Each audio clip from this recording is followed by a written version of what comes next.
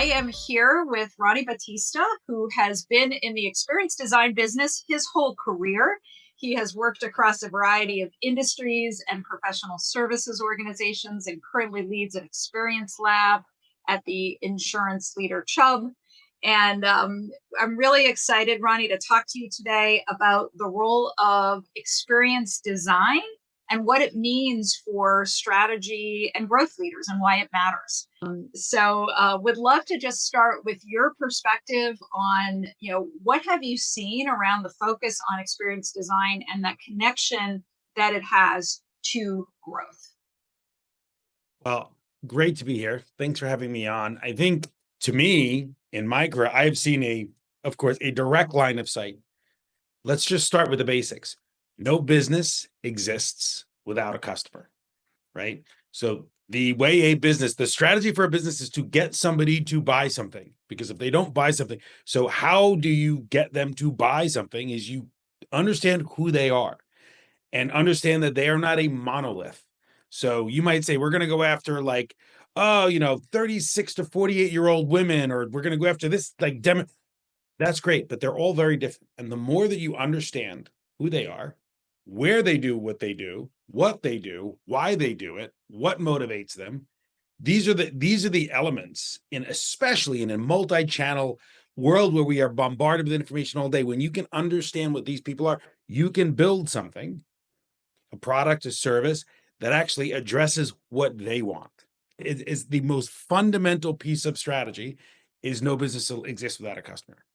Fundamental. And it's just really interesting today to see a lot of large companies still adopting a posture that says if they look at a particular data point or a particular analyst, that they can actually make significant business decisions on behalf of a population that has not been consulted. So talking to our customers before we build anything and using that as a basis for strategic decisions to me is the 101 of what good business strategy means. What do you see as the biggest challenges related to ensuring that customer focus in organizations is enduring and sticks around as strategies change, as leadership changes? What have you seen as challenges, and what do you see as the opportunities for organizations? I've learned a lot, especially in this past couple of years. I have always been of the opinion that we're going to get there. We're going to get to the top, and then we're finally going to be understood. We're going to have a seat at the table, yada, yada, yada, yada. I think the biggest challenge that I've seen is that if you actually look at the number of practitioners since when I started, it's 10x, 20, 30x. I mean, there's millions of practitioners, right? The terms that even exist, right? So it's amazing. But generally speaking, design is a provocative act. Design, by its very nature, challenges you to do something, to deliver the rendering of intent, as Jared Spool would say, in a different way. And a lot of our outthinkers work in strategy and transformation and innovation. So as you think about the role of design as part of innovation capabilities, talk to us a little bit about why good design matters, what role it plays in creating more impactful innovation. Big thing that experience design offers innovation and offers growth is de-risking a business investment. You are not guessing. You are basically doing something based on evidence because this is what people are telling you. Yeah, no, great point. And I think you're speaking to the value of getting real customer feedback and input to drive the strategy and innovation and using that as you go. And the only one thing I just want to add, is I feel like there's some, as somebody that has been doing this for so long, who loves strategy, right? Strategy is 5 things: grow money, save money, sell more to an existing customer, get new customers, and increase shareholder value. If you throw this one up, I love that. And I love every conversation to be about these kinds of things.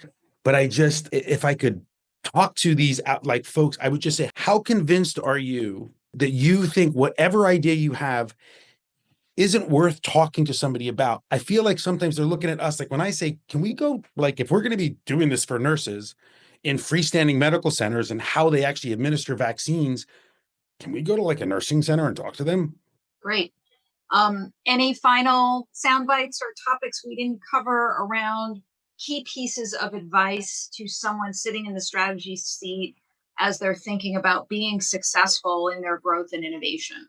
Give one piece of advice, if I could give one piece of advice to somebody that is in this strategy and growth space and really trying to drive change and transformation within an organization, it would be find a way, find as many ways as you can, as ever you can, to engage with customers and understand that in engaging with them, that does not, you're not committing yourself to, many months and millions of dollars, that there are many very easy and simple ways that you can do that, but just find a way to do that. And if you're not sure how, there's plenty of us out here that can help you figure out what you might need to do.